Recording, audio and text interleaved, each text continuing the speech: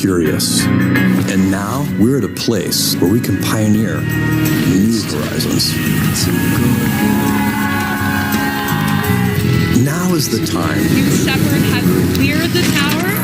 Look at our beautiful Earth, you guys. To open the promise of space to all. Guys, we're doing it!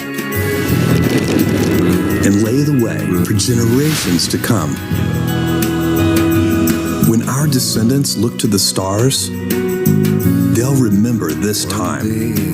When they reflect on where it started, they'll remember this place. And when they honor those first explorers who said, "Let's go," they'll remember these bold steps. We are of blue origin. And this is just the beginning.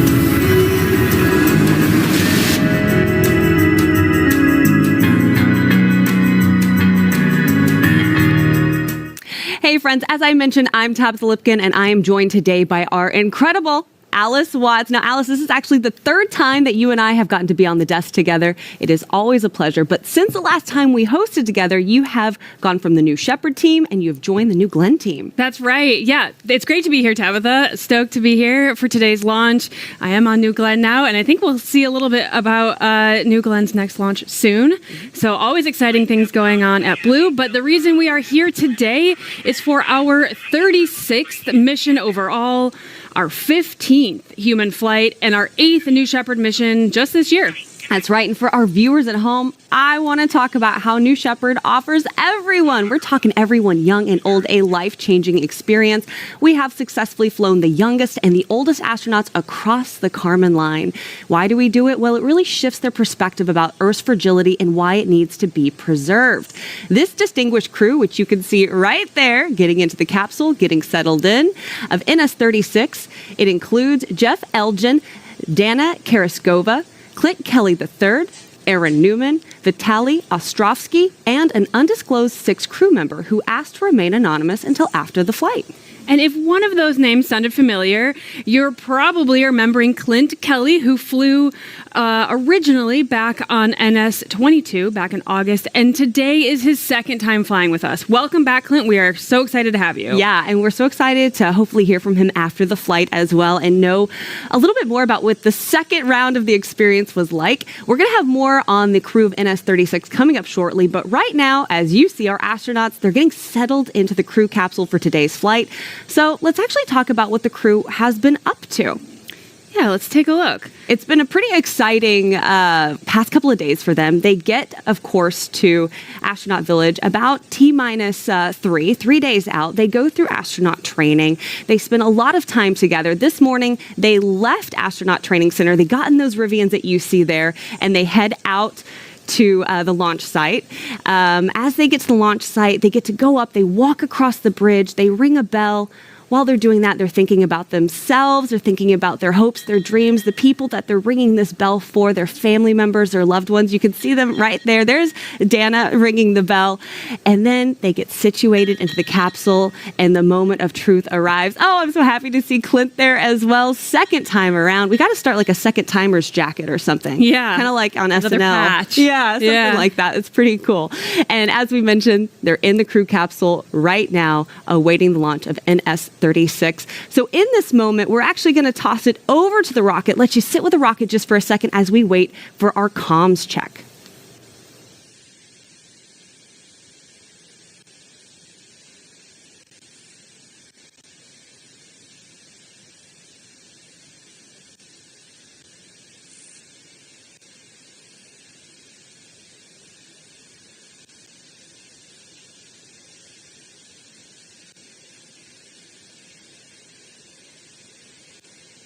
Okay, I'm not going to go past the edge of the fan turned on in here. It's really loud. I just want to say it's a pleasure in my life to remember 7.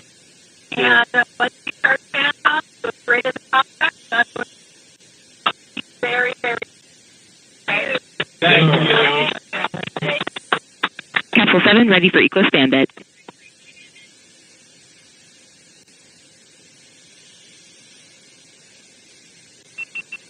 Capsule Starting Equus Gambit.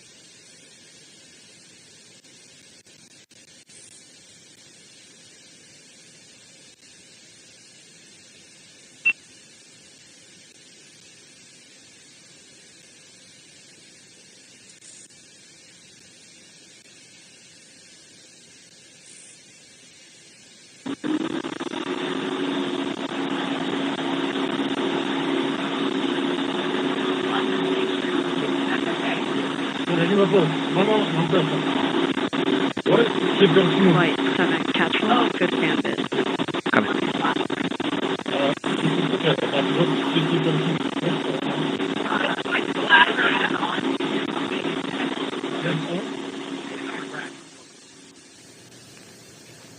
So as we mentioned, we are awaiting them doing the comms check.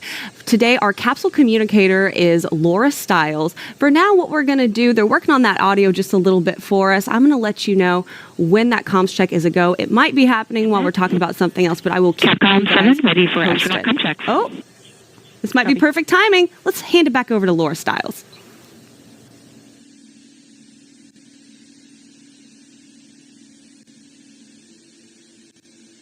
Blue Origin Mission Control. Good morning, Space Nomads, and welcome aboard the RSS First Step. Let's get started with a comm check. As a reminder, please turn your head to the right toward the headrest mic. Newman, comm check. Control Newman, loud and clear. Copy. Rocket Man. A-OK. Copy. Astronaut Clint. Full control, astronaut Clint, reaching 5 5. Copy. Astronaut Ostrovsky, comm check. And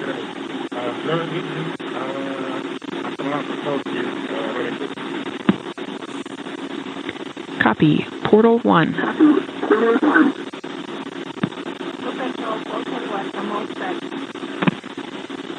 Copy. And Astronaut Lewis.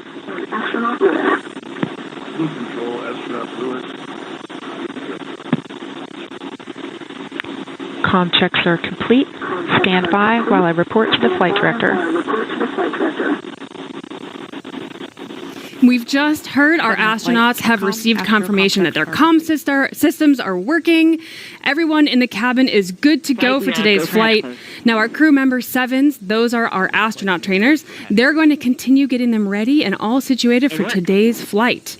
And every crew has a special crew name that they develop during training as they get to know each other. And as you just heard Laura Stiles call them, the Space Nomads. That is the crew name that they came up with this week. Which I think is very fitting for this crew. If you're just joining us, we're about T-minus 21 minutes from New Shepard's 15th human flight, 8th mission this year. This is NS-36. It feels so good to say that. And this is my favorite part of the webcast. This is where we really get to introduce you to the crew of NS-36. And we are going to start out in seat number 1. In our first seat, we have Aaron Newman. Aaron is a serial entrepreneur and explorer. He's founded 5 successful software startups, authored multiple books, and holds 6 patents. As an explorer, he has traveled to the stern of the Titanic, descended to the Mariana Trench, and twice attempted to summit Everest. He founded Exploring Our Deep World, which is a non-profit organization advancing education, conservation, scientific research, and exploration of Earth's deep waters. He is also a proud U.S. Army veteran of the First Gulf War. Aaron serves on the board of TAPS, which is Tragedy Assistance Program for Survivors, and the Strong National Museum of Play. He is also the father of 2 children who we'd like to give a shout out to, Thomas and Evelyn. In seat number 2, we have our undisclosed astronaut that does wish to remain anonymous until after today's flight. So I'm moving on to seat number 3, and returning for round 2, we have Dr. Clint Kelly III. Clint is an electrical engineer with a Bachelor of Science from Duke University and a PhD from the University of Michigan, who led the government and industry R&D in computer science and robotics. Now, at DARPA back in 1984, he launched the Autonomous Land Vehicle Project, kind of catalyzing today's driverless cars. That's right. And in addition to all of that, Clint has already flown on New Shepard. We'll see right there is a picture of him on his first flight. What an epic photo. It's a great one. Of him with the beautiful Earth in the background. Big smile. Oh my gosh, incredible photo. And so on top of all of this, he's also conducted space sensing research for national security. He funds university rocket teams and has served on corporate boards and university advisory councils. Now with his wife, he has photographed wildlife on every continent, from big cats and polar bears to all 21 penguin species, and authored a 486-page penguin book. We got to read that. Yeah, we do. In seat number 4, we have Vitalii Ostrovsky. Vitalii is a Ukrainian businessman, hotel and real estate investor, systems analyst, web developer, and relentless globetrotter. Over the past decade, he has lived in more than 100 countries on every continent, roaming from the Arctic Circle to the ice of Antarctica. He applies a systems mindset to business and technology while building and investing in hospitality and property ventures. And now he's set his sights on the next frontier. Do you guys know what that is? That's right, it is space, pursuing a journey that extends his life of exploration beyond Earth. Let's talk about seat number 5. We have Danna Karagussova. Now, Danna has more than 25 years of experience in media distribution and events. She's co-founded Portals, a multimodal ecosystem that features digital self-regulation tools that fuse both art and science. A visionary and hands-on creator, she turns bold ideas into reality. She is a lifelong mountaineer and has summited Mount Kilimanjaro and Mount Elbrus as expressions of her inner strength. She now looks to space, not as entertainment, but as a transformative frontier where human evolution begins within each of us and extends beyond our world. And last, in seat number 6, we have Jeff Elgin. Jeff has been an executive in the franchise industry for over 40 years. He founded FranChoice in 2000, building it into a premier franchisee referral network with offices across the United States. FranChoice guides aspiring owners to the franchise search, matching them with opportunities that fit both their goals and their strengths. He says he's driven by passion for helping others realize their dreams. Jeff has grown FranChoice into a resource that has assisted more than 500,000 people over the past 25 years in pursuing business ownership and the American dream. What an incredible crew. We have the Space Nomads there for you, but let's talk about the NS-36 mission patch, which pays homage to the crew and Blue Origin's vision. Yeah, let's take a look. The symbols there on the patch include the moon and the Earth. Those symbolize the future of space travel and commerce for Clint Kelly III. The mountains of Kazakhstan hold significant meaning for Danna Karagussova, reminding her that she is part of something greater than herself.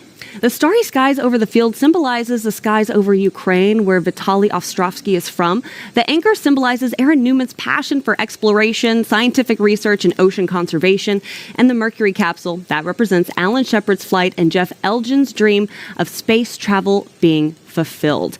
And one of the most significant aspects of a New Shepard flight is its profound effect on the astronauts who experience it and the ripple impact it has on their lives and the lives of those around them. This transformative experience is often referred to as the overview effect. So the overview effect is really a cognitive shift reported by many astronauts who have viewed the Earth from space. This phenomenon encompasses a range of emotional and intellectual reactions, including a sense of unity, having the ability to observe the Earth without national borders, which then fosters a deeper sense of global unity. Fragility of the Earth. Many astronauts report that the thin layer of atmosphere and the finite resources become starkly apparent when they're looking out the windows. This helps emphasize the need for environmental stewardship. And of course, personal transformation. Astronauts report a profound change in their perspective on life, leading to a greater appreciation for the planet and a renewed sense of purpose back here on Earth. And that's such a huge part of what we do here. The impact a New Shepard flight has on astronauts after their journey aboard is more than a physical adventure. It is a journey of self-discovery and profound insight. The experience is reported that it often leads to heightened sense of awareness, a greater consciousness of global issues such as climate change, poverty, and conflict, inspirational leadership. Many return with a renewed mission to contribute positively to society, often becoming advocates for space exploration and environmental causes. And finally, emotional reconnaissance. Seeing the beauty and the fragility of Earth from space can evoke powerful emotions, leading to a deeper connection with the planet. And one astronaut who can speak to this one quite well, you might recognize, is William Shatner. Yeah, hear from him directly about his experience. Oh my God. Oh, wow. I can't believe this. Everybody in the world needs to see. There is Mother Earth and comfort, but what you see is black. Oh, God. I hope I never recover from this. I hope that I can maintain what I feel now. I don't want to lose it. What you have given me is the most profound experience I can imagine. I'm so filled with emotion about what just happened. Jeez. Oh my God. It was unbelievable. Oh, I'm telling you. And it is always so emotional to hear directly from William Shatner about his experience. When he tears up, I start to tear up. And right now, you are looking at 6 astronauts seated in the New Shepard crew capsule awaiting the flight of NS-36. And New Shepard has flown 75 humans above the Kármán line to date. That is 11% of all people above the Kármán line. After the mission, the total number of people flown on New Shepard will be 80, including 6 who have flown twice. 6 flying twice, that's a whole capsule's worth. That's because New Shepard offers the astronauts a life-changing shift in perspective. And we are now operating 2 human-rated vehicles to better meet all of that customer demand.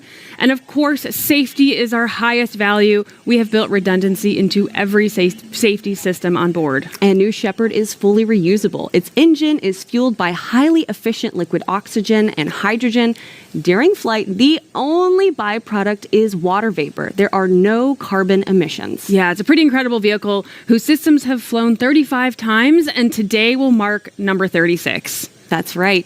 And now that you have met our crew, let's actually send it back over to the rocket. Let's sit with New Shepard NS-36 on the pad. We are just under T-minus 12 minutes to launch.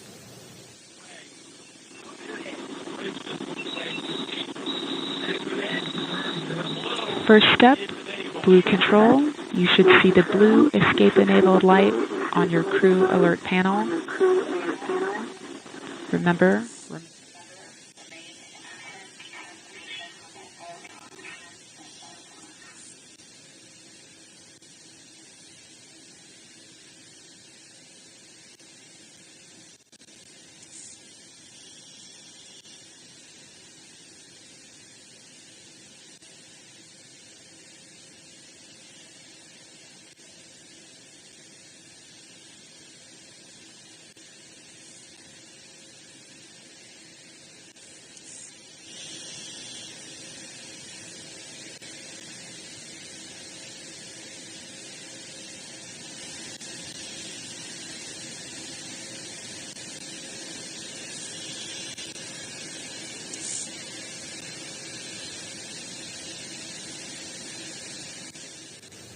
You are watching a beautiful sunrise over West Texas, and NS-36 New Shepard is on the pad. Really quickly, as we are about T-minus 10 and a half minutes, we want to reintroduce you to the crew, which is Jeff Elgin, Danna Karagussova, Clint Kelly III, Aaron Newman, Vitalii Ostrovsky, and an undisclosed 6th crew member. Now, if you didn't know, all the avionics on New Glenn were tested on New Shepard before we flew our orbital vehicle for the first time back in January. And if you take a look on your screen, we will be able to show you something for the first time this morning. We put this out on social media. And what are we looking at, Alice? We're taking a look here at New Glenn's first stage, whose name is Never Tell Me the Odds, which is an ode to Star Wars. This is our second booster, and it's on the move this morning at the Cape, heading to our integration facility. That's right. It is hot off the press. Some of that footage coming in during the wee hours of the morning. And next up for New Glenn is the vehicle hot fire, with launch coming soon thereafter. And it is beautiful to see Never Tell Me the Odds out on the move. What an incredible vehicle. Just the scale of it when you look at it compared to all the people and the trucks, and oh my goodness. Can't wait to see that thing vertical and ready for launch here very soon. Yeah, but right now you are tuning in to NS-36. You can see in the bottom corner of your screen, we are making our way to the planned liftoff time. Now, next up, we're going to be hearing from Mission Control to hear that go, no-go poll. That's going to be coming up here shortly. So let's actually take a moment, toss it back over to the vehicle, and wait for that poll.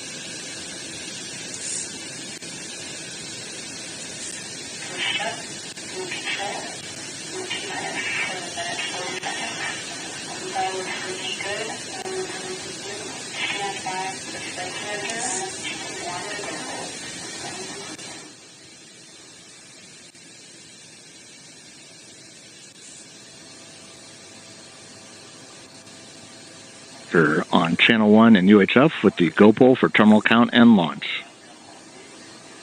Capsule. Go. Booster. Go. Ground. Go. Inco. Go. Safety. Go. Capcom. Go. Engineering. Go. This is the flight director. New Shepard is go for launch.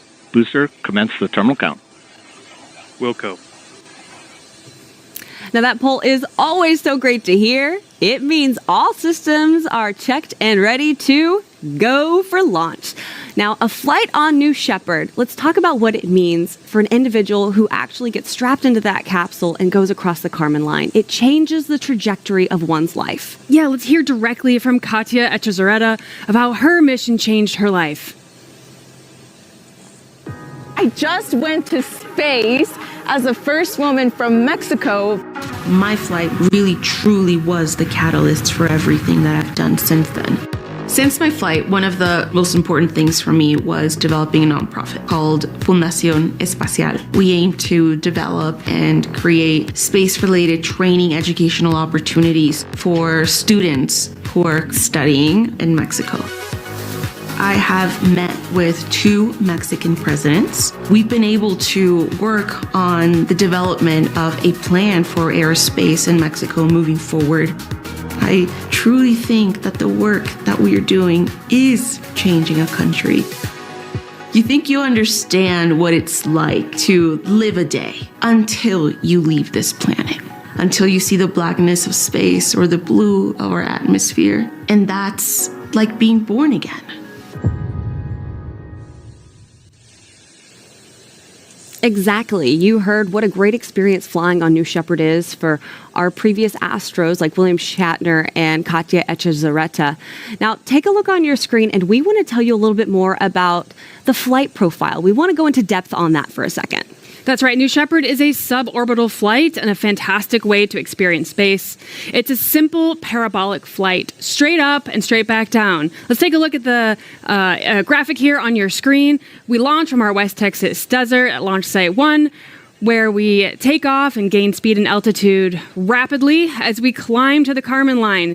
We then have main engine cutoff, and shortly thereafter, separation, where the booster and the capsule separate and continue on their parabolic flight During this time, the astronauts are experiencing zero G. They get about 3 minutes of zero G. Meanwhile, the booster is descending rapidly back down to the launch pad, the landing pad, I'm sorry. This is where the aerodynamic surfaces deploy. We have engine relight and the legs pop out, and we have a clean landing on our landing pad. Now the capsule continues its flight, reaching apogee above the Kármán line. At that point, the astronauts get back in their seats and come back down for a easy landing that is aided by the drogue parachutes, which pull out the main parachutes that you will see here on your screen. Those will reef and create a nice soft touchdown with the assistance of our retro thrust system for that beautiful landing. That is what we can expect today on our flight. Our space nomads, they're locked in. They are so excited for this moment. They've been dreaming of crossing the Kármán line, and today is the day. And I also really like this graphic because it kind of shows you the movement of everything all at once to see New Shepard's parabolic flight. Now, after the Astros land, as I've kind of alluded to, we have something special for you. We're hoping to be chatting with a couple of our astronauts, including Clint Kelly III, going up for the second time today. What a special day it is for him.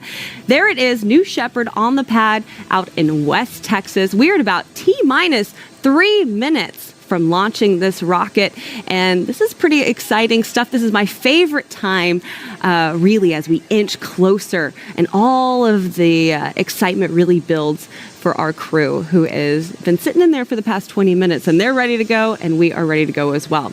Now, coming up in about 30 seconds is when we're going to see our bit checks, which are our built-in tests. Now, do you want to talk a little bit more about what they're going to see, Alice? Yeah, let's take a look here on your screen. We're looking at the vehicle. Those astronauts, like you said, are strapped in there. We are doing some of our final checks. We should see some of them on the screen here shortly. They will, some of them we can see, some of them we can't, but there are some automated test sequences that we are running as we prepare for liftoff today. You will see some aft fin checks. Those aft fins are at the base of the rocket. They help to steer the vehicle on ascent and on descent. We also typically see the engine nozzle gimbal sometimes. It's hard to see with the video, but we always run the engine nozzle gimbaling test. This helps maneuver the rocket and make sure everything's good to go. That's right. We're starting to hear more and more of mission control. 1 minute, 50 seconds. There we go. They're going to be chiming in throughout the flight all morning, keeping us updated on what's happening with NS-36. A beautiful drone shot. Cutting away there is the capsule. Looks like the gantry-way has retracted.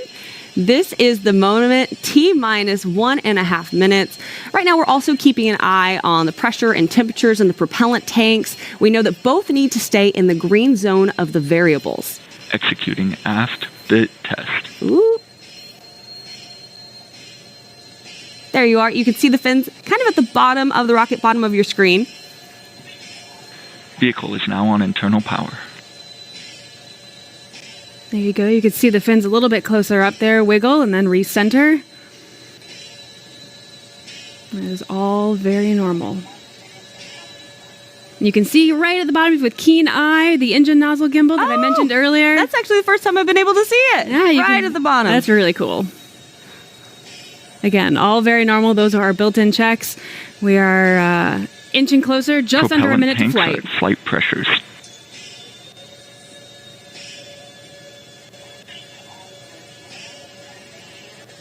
Switched on onboard helium. Thrust termination system is armed. All right, at T-minus under 30 seconds, it is time to hand this off to mission control and launch this rocket. T-minus 20 Godspeed, seconds. Space Nomads.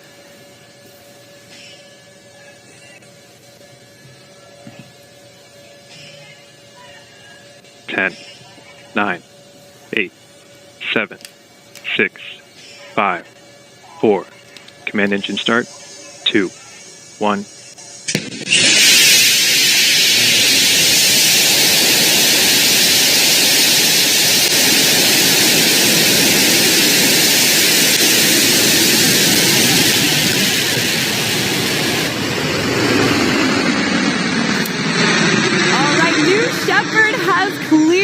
The tower, if you look on the bottom right-hand side of your screen, You'll be able to follow along for the timing as NS-36 heads Engine towards chamber the Kármán pressure line. looks good.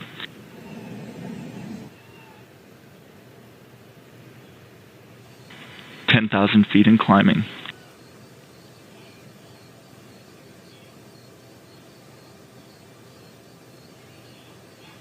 Beginning throttle down for Q limiting. A little bit of a cloudier day out in West Texas today, but you can still see Engine response New Shepard. looks good.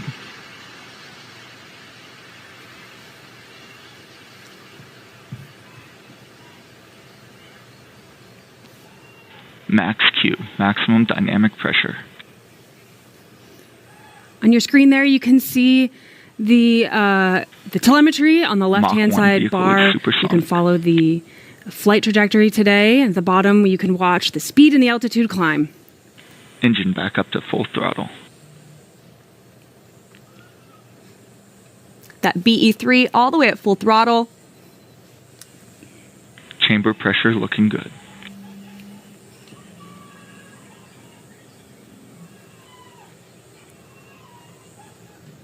Passing 70,000 feet and climbing.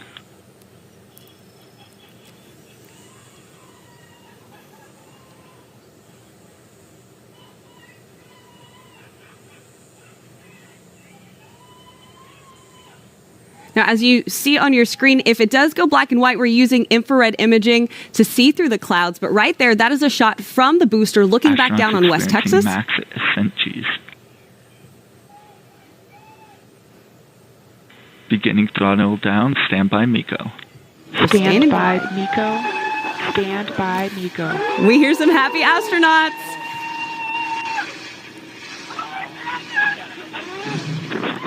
MECO confirmed. And MECO is confirmed. That is main engine cutoff. Stand by separation. Stand by separation.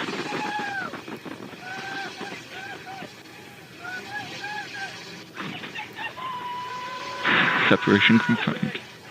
Separation is confirmed. There you have it. Separation is confirmed. Our astronauts are experiencing 0 Gs.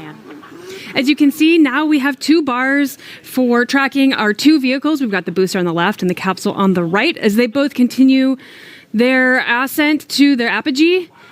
Astronauts are experiencing 0 G and doing all sorts of fun stuff up there, taking photos, Capsule looking out body the rates window. look good.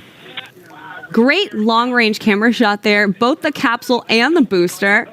We found a break in the clouds. 3 minutes, 15 seconds into flight. Man, they are having a good time up there, aren't they? Yeah. Wow. And now just go have fun, guys. Let's go have fun, guys. Wow, look at that. Look at that. Wow. Crush your legs. You know, Passing the Kármán line. As you can hear, we just passed the Kármán line. Wow. You just float there like nothing's there. Wow. Oh, sorry. Oh, no problem. Wow, look at that. Look at that amazing. Looking out those big windows, amongst the biggest ever flown in space, larger than a 747 window. Got to get a couple of selfies in there. Capsule has reached apogee, 350,438 feet. Wow, you're staring down to the earth. Apogee is reached, which means they are making their way back down towards West Texas. The booster will land first, about 2 miles from the launch site on our landing pad. 4 minutes, 30 seconds into flight.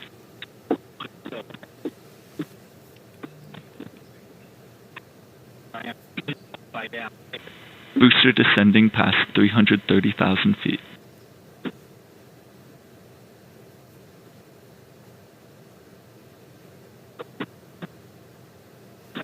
Now those astronauts are probably making their way slowly back to their seat to get strapped in.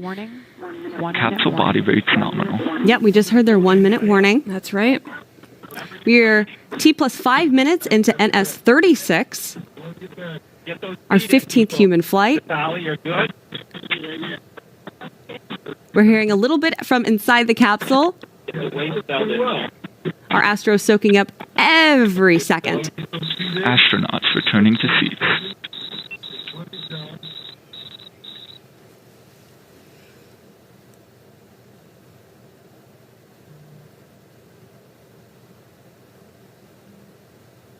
Booster descending nominal. Booster descending nominal means everything is looking good. Capsule reached atmospheric pierce point. Now, as the capsule re-enters the atmosphere, those astronauts are strapped in and being pushed into their seat with increasing Gs, which Confirmed. I'm sure is an Booster exciting forward and moment deploy. as they come back down to Earth. Sounds like we have deployed our aerodynamic control surfaces on the booster, which help guide and steer it back to the landing pad autonomously.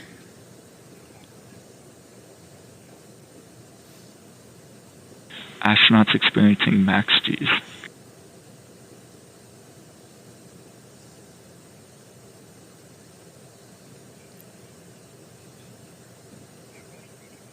We are 6.5 minutes into NS-36. You're looking at a camera from New Shepard's booster back down to West Texas as it makes its way to the landing pad. A little bit of cloud cover today out in West Texas. Booster drag brakes deployed. Just about to hit 10,000 feet. Approaching engine restart.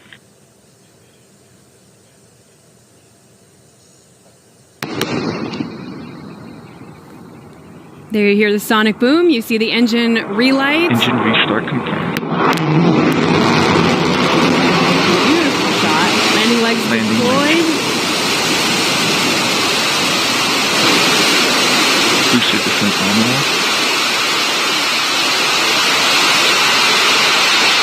Booster touchdown. And we have booster touchdown. Great Welcome shot. home, New Shepard booster.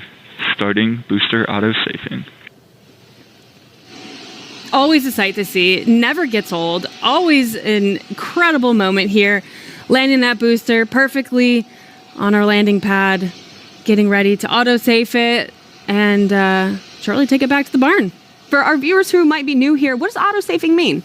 Oh, it just means that we're making sure that the vehicle is ready for people to get close to it and make sure that it's ready to go back to the barn and complete its maintenance before the next flight. That's true. We do have a tradition here where we like to take a picture with the booster. The team does after our flight. We have reacquired a picture of the capsule. There it is. Going through some clouds. Yeah, that's got to make for a fun experience for astronauts. Deployment confirmed.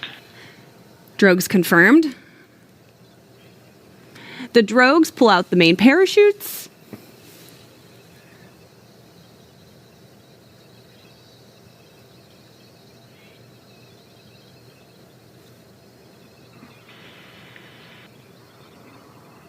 Capsule main parachute deployment confirmed.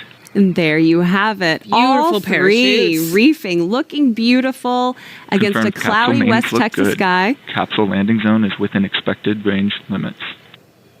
I love those drone shots.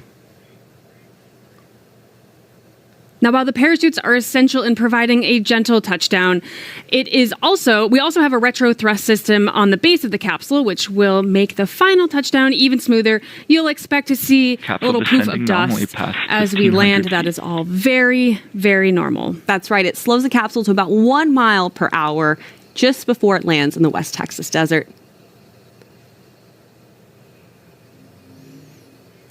Just about to reach 1,000 feet.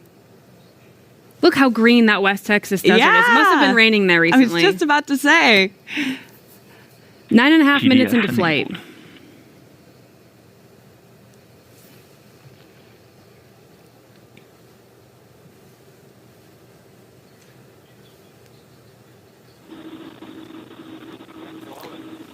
Wow. That looks like a new cover photo to me. Gosh, Beautiful. so pretty. What a day to fly, too.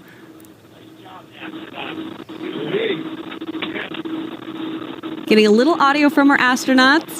Stand by touchdown. Approaching retro thrust. Stand by touchdown.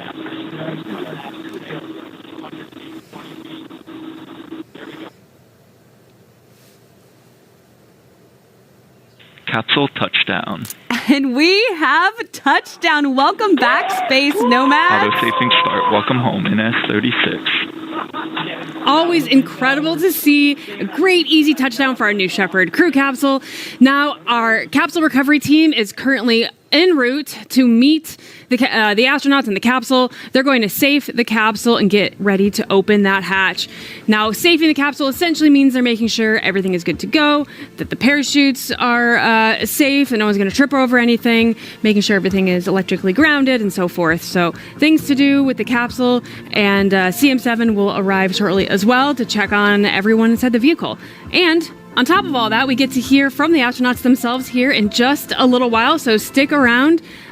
This is not the end of the show. Not at all. Now, some of the individuals that you will see on the ground helping our crew egress from the capsule, as you mentioned, Alice, are our CM7s, aka crew member 7s. Yeah, let's break that down. So the crew that flies to space and back, as we just saw, is a crew of 6. And CM7, or crew member 7, acts as a pair of virtual crew members who are right there with the astronauts from the moment they arrive in Texas through the entire 2 days of flight training, all the way until the moment they enter and exit the crew capsule. Now, for this flight, our CM7s are Sarah Knights and Laura Stiles. The CM7s are embedded in the mission, and then they're their first to greet the crew once they return to Earth. So let's take a look at these impressive individuals, our crew member 7s. Command engine start. 2. Crew member 7 is a very unique role at Blue Origin. And traveling to space is an incredibly life-changing experience. Oh my goodness. You want somebody who's guiding you through it that doesn't just understand the technical side of the rocket and the launch operation, but also has the soft skills to truly support you through this wonderful journey. That's why crew member 7 is so important. There are 6 people that fly on the New Shepard crew capsule. The 7th person is crew member 7. We have 2 crew member 7s for each launch. One of the crew member 7s, they are with the astronauts pretty much 24/7. They are staying at the village, they're training them. We have another crew member 7 that serves as capsule communicator. And that's the person who is back physically in the control room and is actually talking to the astronauts when they're in the capsule. Everyone on the crew member 7 team has to be comfortable in a really dynamic operations environment. You have to be unflappable in anything that might come your way. We have folks from NASA. We have world record holders for skydiving, a nuclear submarine officer. It's truly a very diverse